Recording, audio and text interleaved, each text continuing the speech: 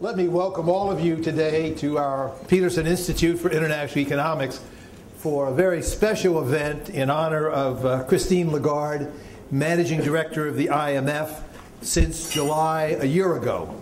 Madame Lagarde has obviously been playing a very central role in the management of the global economic and financial crisis from its outset, from her prior position as Minister of Finance in France, and continuing, of course, at the helm of the IMF. She famously attended some of her high school back in earlier days here in Bethesda at Holton Arms.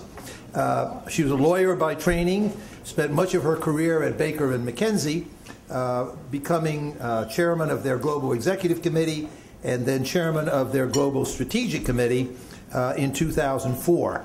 She then joined the French government in 2005, originally was Minister for Foreign Trade, then was Minister for Agriculture and Fisheries for a brief time, and then in June 2007, just in time for the crisis to hit, she became the first woman to hold the post of Minister of Finance and Economy of any G7 country, a rather notable milestone. She reminds me that it was a couple of Frenchmen and a French woman who then played a critical role in dealing with the world financial crisis going forward, and indeed that is the case. She chaired the ECOFIN Council during her period as French finance minister, and then as in the G20, as France chaired the G20 in 2011, was extremely active in trying to build a lasting reform program to respond to the economic and financial problems that had been uncovered during the course of the crisis itself. She has received numerous honors, too many to repeat, but the Financial Times named her European Finance Minister of the Year in 2009. She's one of Time Magazine's top 100 world leaders. She was ranked 5th best executive woman in Europe by the Wall Street Journal. I don't know who could have been higher. Forbes had her as the 17th most influential woman in the world. Again, I don't know who possibly could have been higher. Along the way, she's had 2 sons. She was a member of the French national synchronized swimming team, and so she's had a rather notable and amazing life. It's a great privilege and honor for us to host you, Madame Lagarde, the Managing Director of the IMF, about Whither the World Economy. Madam Managing Director.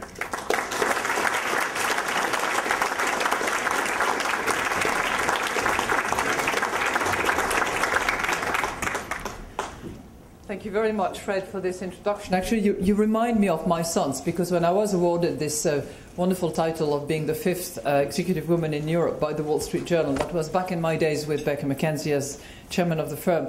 So I was quite pleased with that, and I called home and I said, you know what, I've been nominated the 5th executive woman in Europe, and the 2 of them said, that's all?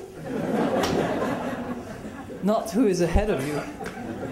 And then they said, now you know how it feels when we come home and we have 16 out of 20 and you say, that's all? Now, good afternoon to all of you. Thank you very much for being here, despite the beautiful sun that is calling us outside this room. We'll try to make it sunny, but we'll try to make it realistic more than anything else. I would like to pay tribute to you, Fred, today, because you will be stepping down as director of the Institute at the end of the year, and I'm very pleased that I could deliver on my promise to be here with you on this occasion of the curtain raising of the IMF prior to the annual meeting taking place in Tokyo. Now, you've asked me to just remind the audience that Fred is not retiring at all, and I certainly count on you to be actually loyal to your principles, and the 2 principles that I'd like to single out about you. First of all, it's your devotion to putting global considerations in the mind of policymakers, and that is not an easy thing to do. International considerations don't go by that easily with policymakers, neither here, nor there, nor anywhere for that matter, so I know you will continue doing that. The second one is your very deep belief in the fact that policy action make the difference. And that's one of the points that we'll try to dwell upon in this presentation. Now, I've not always agreed with you, Fred, and I know that on occasions we will disagree in the future as you will continue to make your points. But I'm very, very keen that you keep holding policy makers' feet to the fire, and I know I can trust you to do that in the future. And of course, I'm very pleased to continue our collaboration with your successor, Adam Posen, who is not with us today, but who will be taking over. In a few weeks' time, global economic policymakers will gather in Tokyo for the IMF and the World Bank annual meetings. So I thought, together with Fred, that this would be an ideal time to take stock of where the world economy stands and, more importantly, what we think is to be done. In fact, this is really my main message today. The urgent need to initiate, execute, implement the policy actions required to secure the global recovery. Promise. Des promesses, toujours des promesses. I have miles to go before I sleep, and I have promises to keep. That's a line by the poet Robert Frost.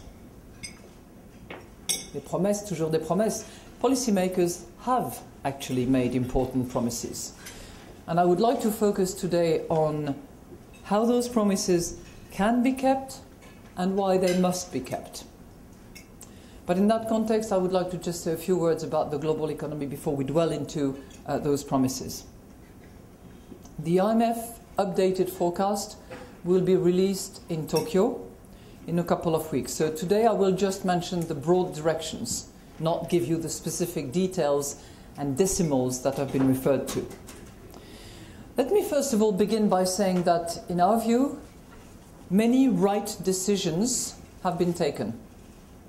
Most recently, initiatives by the major central banks, the European Central Bank with the OMT, the outright monetary transaction, QE3 by the US Federal Reserve with a special focus on mortgages, and the Bank of Japan's expanded asset purchase program.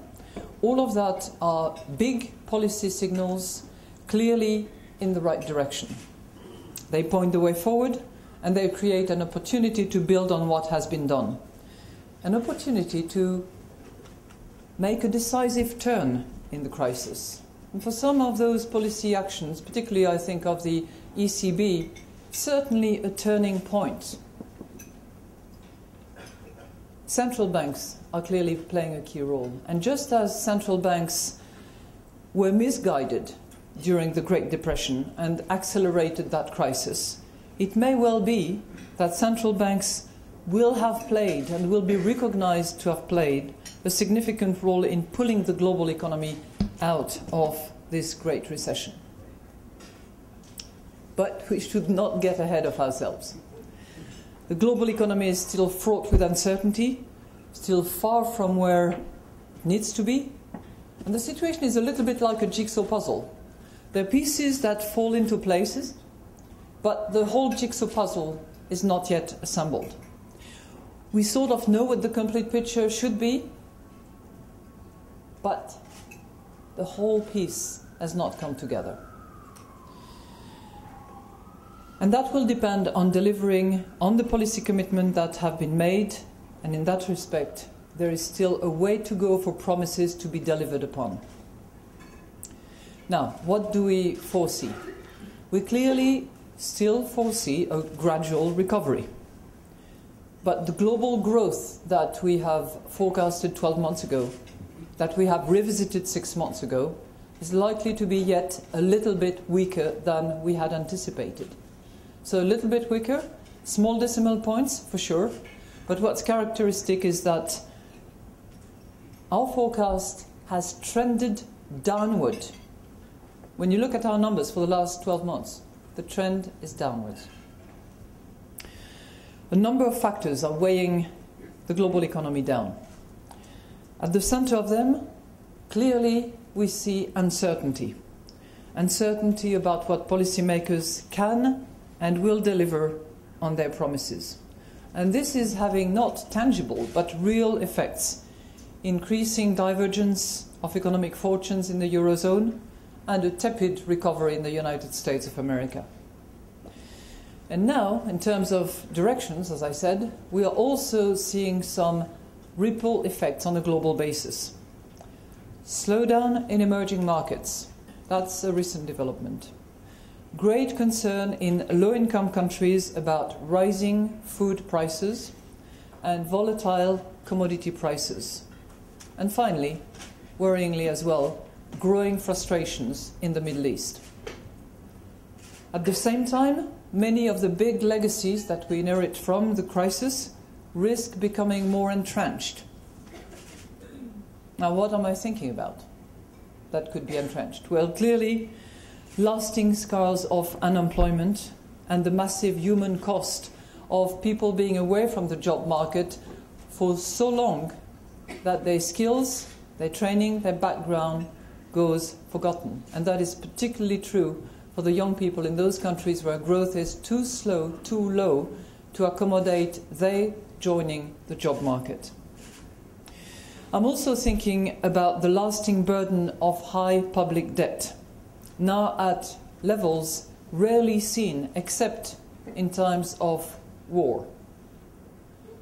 For many economies under present circumstances, it will take years of fiscal adjustments to get back to pre-crisis level. And again, without sufficient growth, we should not delude ourselves. It will be painful. Third characteristic, long-lasting unemployment, exceptionally high levels of public debt. Clearly, the lasting costs of a poorly functioning financial sector. Now, worryingly, the energy to implement the reforms that have been agreed, as well as other reforms that we need, is fading a little bit. And I'm often asked, and I'm sure that some of the central bankers or supervisors are asked the same question, are we now better off than 5 years ago? Yeah, probably so. Are we out of the loop? Do we have everything we need in terms of safety nets, in terms of alert system, in terms of protecting the system? Most people, supervisors in particular, and certainly the IMF will say, not yet, despite major progress.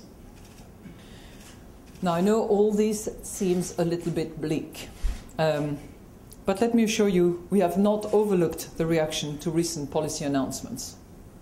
And those are strong and good positive reaction. But we have seen positive market responses before that turned out to be short-lived.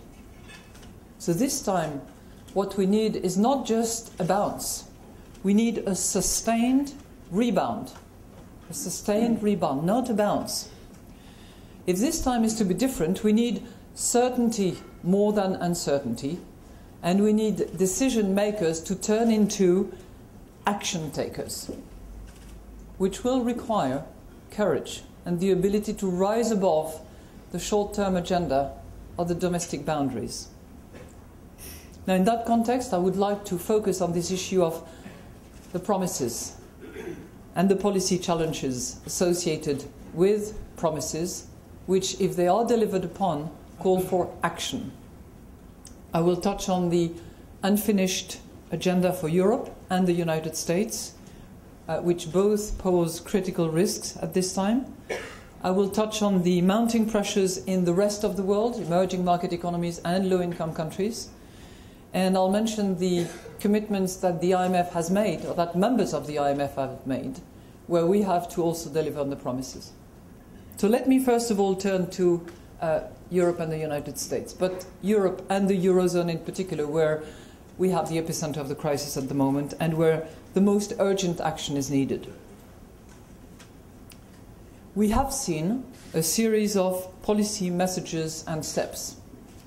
Serious improvement, including, for instance, the Spanish recent program for bank recapitalization, even before the ECB made its announcement on the eve of the Olympic Games, further developed with the OMT communique, which explains how the European Central Bank would embark into buying bonds. And markets have been buoyed. Now what they want to see, and what we think is advisable, is coordinated implementation. Coordinated implementation because it is a sophisticated game that is played by multiple players at multiple layers of intervention. Let's take a few examples. One that comes to mind naturally is the issue of European Union banking, effective banking union in Europe. We have advocated this for some time. We continue to believe that it should be initiated as soon as possible in order in particular to break the vicious circle between banks and sovereigns. We're not naive, and we know that it is going to take time. But the first step, that is of European common supervision, needs to be initiated and pursued rapidly. This will require the euro area leaders to deliver on their June 29th commitments. They had a European Council at that time, and they made the commitment. It was a rather short communiqué for those of you who are communiqué aficionados, but they have to deliver on that one. And in particular, you will remember that there was a link between the European supervisor, the new entity that will supervise European banks, and the ability for the European Stability Mechanism to recapitalize directly without going through the sovereign. And that's the trick about cutting the link and this vicious circle between the sovereign and the banks. We have also called consistently for other needed actions where coordinated action is needed on the part of the European players. Implementation of the European firewall. That was finally decided on March the 29th or March the 30th, if I recall. But it has taken all that time to make sure that it is in place. And it's not yet in place. It will have its effective first board meeting on the 8th of October, because in the meantime, various judicial recourses have taken place and had to be cleared before ratification could actually happen. We have also suggested, and actually are participant in recommending a plan for fiscal union. Again, that is happening. For the aficionados of directives, it's the six-pack directives, it's the two-packs directives, and it's implementation of those interesting legal constructions. And that is at the overall regional level in Europe. But there is also an issue of implementation, and often coordinated implementation at country level, particularly those countries that are under program. At the moment, we have Greece, Ireland, and Portugal, three countries within the Eurozone which are under program with us. Not just with us, with the Troika, because it's a joint effort. As I mentioned earlier, it's a multiple player game with multiple layers of interaction. Now, a few words about those programs. Given the scale of the problems that face the Eurozone countries in crisis, these programs are extremely difficult. And we all recognize that.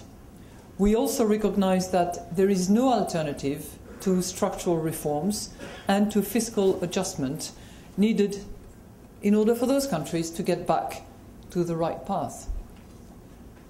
Equally, the programs must be tailored to the needs of individual countries and well balanced to ensure a fair burden of adjustment. At the same time, the international community must recognize the huge efforts being made by these countries and provide them with the support they need, including financing. As far as the fund is concerned, what do we do in that respect? Well, we favorably consider that this be done in as timely and as flexible a manner as possible in order to ensure success. Because the last thing we want is for programs to be off track and off track and off track again. So how do we do that? Well, where needed and where possible, by slowing the pace of fiscal adjustment. It is certainly an issue that we recommended in relation to Portugal, that we recommended in relation to Spain as well. And we have our views about Greece. Second, by focusing on measures rather than targets, being fixated on targets when the macroeconomic circumstances are such that the targets will not be reached.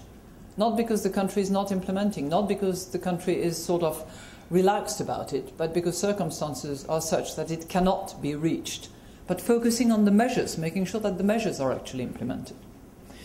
And above all, in addition to slowing the pace if needed, in addition to focusing on measures, certainly what we are mindful of is that there should be clearly a focus on austerity, but there should be a focus on growth as well, because we believe that the two are not mutually exclusive. And the programs can be tailored in such a way that some growth-friendly measures are identified.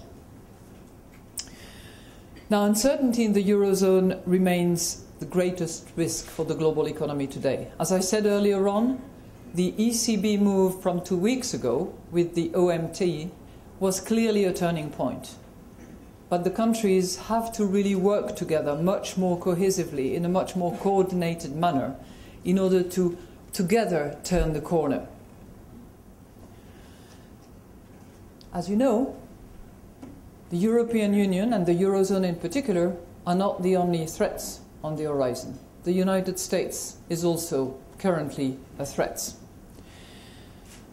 And the immediate concern is that, many of you know that, is that under the current law, there would be a dramatic tightening equal to about 4% of GDP. That's what is commonly referred as the fiscal cliff. And that is good. 4% cut in deficit. The problem, though, is that it entails a contraction of 2% of GDP. And that is not good at all, especially if you consider that the forecast for growth for the United States is pretty much in the range of 2%. So that's erasing any growth in the United States would be the consequence of not dealing with the fiscal cliff and not dealing with the debt ceiling, which are both looming threats on the very short-term horizon. And it's not a threat just for the United States of America. It's a threat for the global economy, given the size of the US economy and its linkages with many other countries around the globe. So we all hope that, despite political calendars, which anywhere in the world entail a degree of uncertainty and unpredictability, there will soon be enough political clarity and no political games in order to actually focus on removing this uncertainty and making sure that both the issue of the fiscal cliff and the issue of the debt ceiling are addressed rapidly. That's for the short term. Clearly, for the medium term, as is the case for Japan actually, there should also be a clear indication of what is the plan for actually reducing debt going forward in order to at least create an environment where anticipation can be built on a safer basis. Let me turn now to the challenges facing the rest of the world. Because each and every part of the world has to also deliver on its promises. Now, you might argue that both in emerging market economies and in low-income countries, promises have been delivered upon. Because when the crisis hit, there were light in the darkness. Emerging markets were able to lead the global economy in times of needs, and low-income countries, because they had suffered well enough, were well prepared as well to resist the crisis. But after several years of very strong growth for some of them double digits, clearly that dynamic is shifting. And the illusion of decoupling, if it was still ever here, has definitely vanished. The major emerging markets are slowing. That will be reflected in our forecast as well. So they must follow through on actions needed to position themselves as the potential global growth leaders for the future.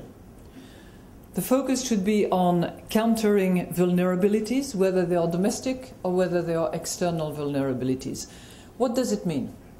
Well, for some, that means putting monetary and fiscal tightening on hold, and sometimes even putting in place the right degree of stimulus, as was just recently done in China, announced.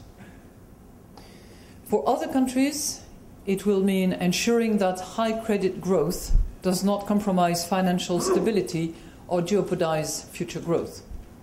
But for all of them, what is key will be to prepare for the potential spillovers from the crisis affecting the advanced economies. What can the IMF do? Well, we can help.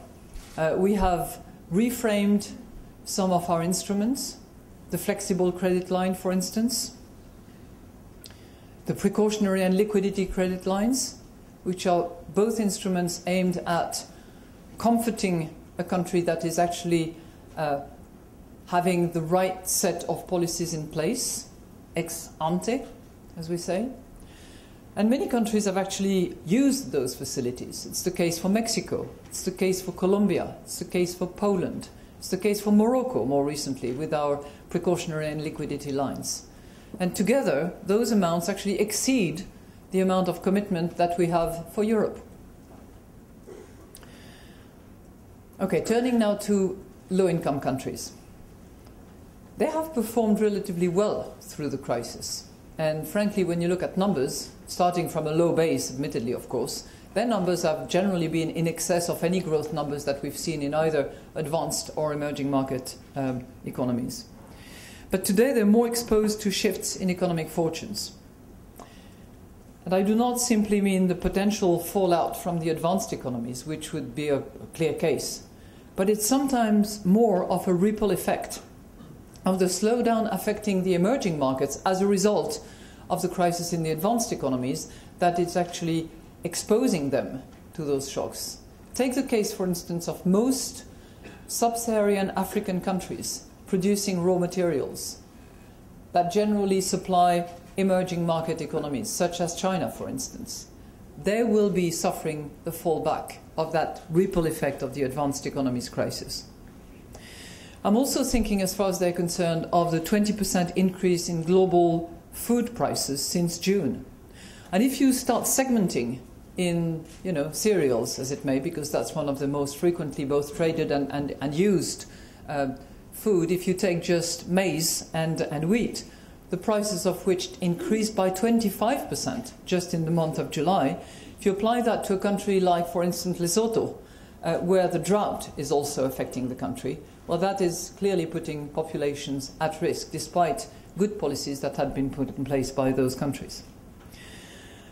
So they have to continue those quality policies that they had put in place prior to the crisis. They have to continue using the policy of building buffers to defend against those risks.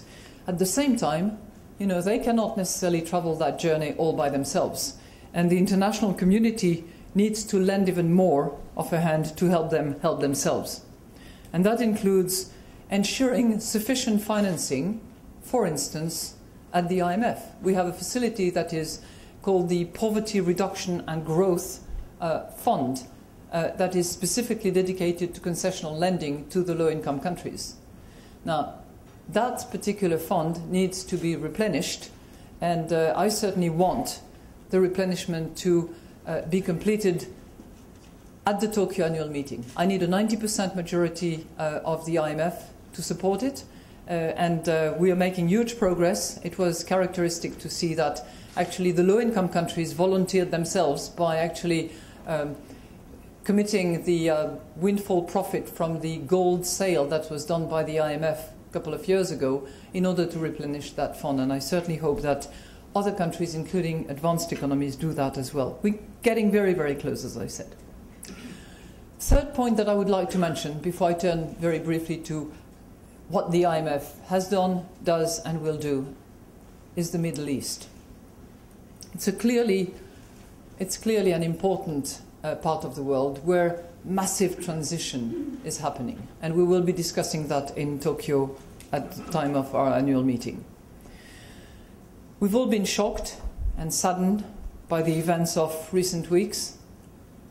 The sacrifices that have been made, the suffering that has been endured, make it all the more important that we keep our eyes on the big picture that initial promise of the Arab countries' transition. Transitioning from one regime to the other is never an easy thing to do. We've seen it some 20 years ago at the time of the fall of the Berlin Wall. For countries to move from one regime to another takes time, takes training, takes adjustment. And people are not necessarily prepared for that. Those people that should drive the show, should drive the bus. They need to be able to formulate strategies. They need to build consensus. They need to move forward with the common purposes. And generally they haven't had any training or practices for doing that. And it takes time to build the foundation for both growth, inclusive growth, which is clearly something that must be high on the radar screen, as well as employment. These transitions also need external support. You all have heard about the Deauville Partnership. Well, some of the partners, some of the members of the Deauville Partnership are yet to deliver on their commitment. And it's not necessarily going to be by way of budgetary contributions, which are difficult those days. It can take many other forms. I was recently reminded when I was in Egypt by one of the high-ranking technical experts working and helping the Egyptian authorities that what they were most concerned about was market access. Well, clearly down the road it has a cost, and it has a competitive effect on economies. So it's not necessarily budget considerations that are needed for those countries, but more FDI, better market access, technical training. Those are the issues that are clearly high on the mind of those authorities and their population. And the IMF can help, and has helped, and will continue to help. We provide a lot of technical assistance. Jordan, for instance, is a major recipient of technical assistance. So is Tunisia. And we don't only limit our role to technical assistance, we give advice as well, and we lend to those countries. We have already committed more than $8 billion in 3 countries where we already have programs underway. Because the world has a huge stake in making sure that that transition, that transformation, leads to economic sustainability that will actually feed population and create jobs for their young people. And that brings me to my final point. What about us? What about the IMF? Well, I've tried to describe for you a changing and a fast-changing global economy. And as a result, the IMF must be fast-changing and adjusting to this new world, if you will. And much of this is underway. And I will mention 3 areas where clearly change is underway at the IMF. First of all, we are strengthening our surveillance with the purpose of participating in strengthening global stability, trying to better connect the dots between countries and focus on the stability of the system as a whole. 3 upgrades in that regard. One is a new decision that provides for deeper analysis of spillovers and cross-border effects. You know, we had the traditional sort of bilateral approach to surveillance, and then we had multilateral surveillance, a bit on the side, built from the bottom in a way. Well, that new decision, which is called the integrated surveillance decision, is bringing the 2 together to enable us to have a better view of not only the intrinsic domestic policies, but also the effects that domestic policies can have on other domestic markets. Second upgrade, the new external sector report that sharpens our assessment of countries' policy from a multilateral perspective, and that obviously touches on exchange rate. And we hope to have really a state-of-the-art mechanism that addresses on a multilateral basis the issue of appreciation, underappreciation, appropriate appreciation, as is clearly in the mind of many of us. Third upgrade, a greater focus on analysis of the critically important financial sector. I've mentioned earlier the lack of progress in the financial sector reforms, particularly when it comes to derivatives, products, central clearing platforms and the like of them. which will be behind schedule compared with the initial agenda that was set at the Toronto G20 meeting. Well, we must be equipped with a system working together with the FSB that will actually raise the flag and be on alert when things go in the wrong direction. So, strengthening our analysis components, our tools, in order to contribute to strengthening stability, that's one goal.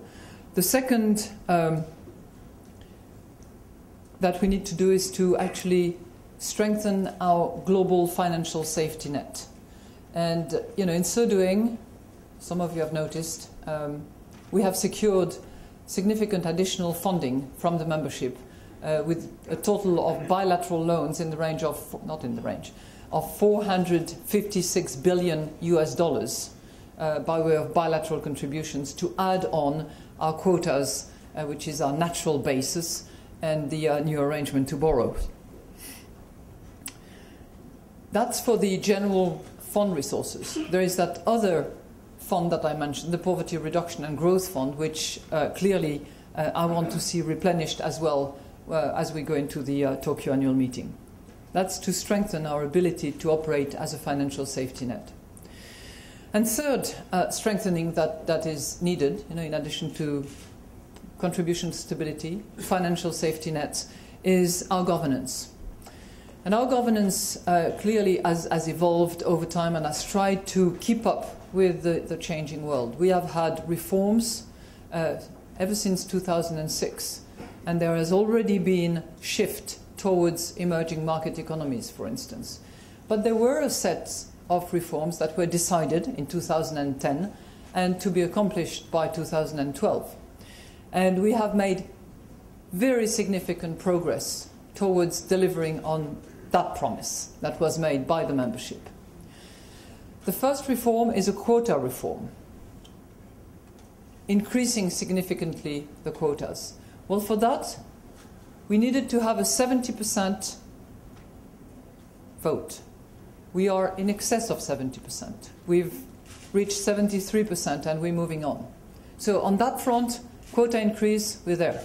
But that reform can only be triggered if the governance reform is also voted. And there we have two triggers. One is I need to have 113 members signing on and saying, yes, we want that reform. We are very close. I'm short of a few countries, not many. And I hope that by Tokyo we are there. And the second threshold is an 85% majority. That's a very high threshold. We're doing everything we can to be as close as possible to the finishing line. And if not in Tokyo, then shortly after that. And I have good hopes that that will be the case. What will that produce when the whole set of 2010 reform is completed and promises of the membership delivered upon? Well, that will mean that it will increase the quota shares of dynamic, emerging and developing countries by a further 6%, making it a total of 9% shift since 2006. It will mean that all the BRIC countries will be part of my top 10 members in the membership. And it will create an all-elected board.